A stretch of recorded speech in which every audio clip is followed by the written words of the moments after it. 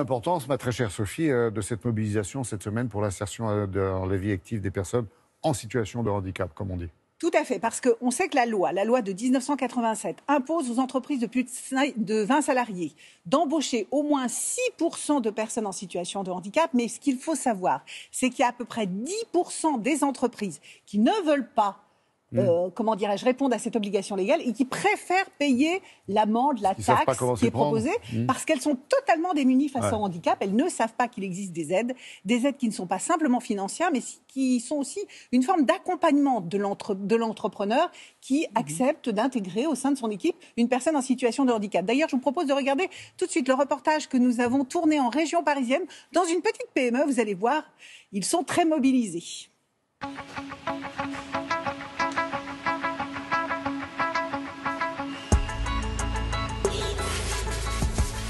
Cette entreprise, c'est une entreprise familiale qui a été créée il y a plus de 35 ans et que j'ai repris il y a 15 ans.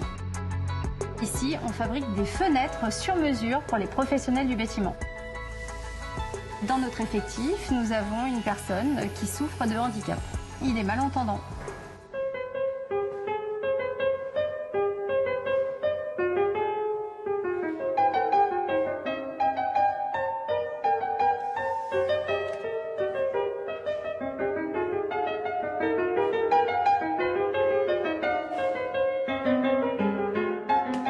Quand on travaille avec un malentendant, eh bien, la difficulté, c'est de bien se faire comprendre et également qu'on le comprenne. Je me suis fait aider. Il y a en fait tout ce qu'il faut au niveau du territoire français. Il y a déjà la prise en charge intégrale de la formation, la langue des signes. Et puis, nous avons également la prise en charge du temps que l'on y passe. Parce que bien entendu, pendant les cours, eh bien, c'est du temps effectif pris sur le temps de travail de chacun de notre équipe.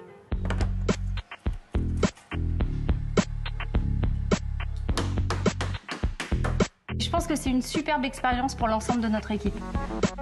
Moi déjà, à titre personnel, je n'ai plus du tout la même appréhension si je suis face à une personne malentendante. Donc ça déjà c'est important.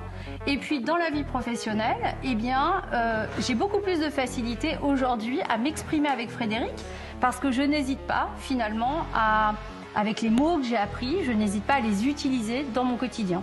Et puis, ça c'est quand même très important, Frédéric est accompagné à chaque présentation et à chaque formation. Nous avons un binôme qui est avec lui.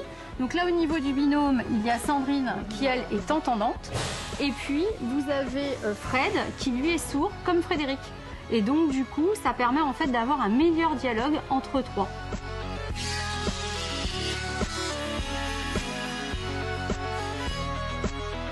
C'est fort dommage que les entreprises ne soient pas au courant, ne soient pas assez informées, car en fait, on peut facilement intégrer des travailleurs malentendants ou handicapés.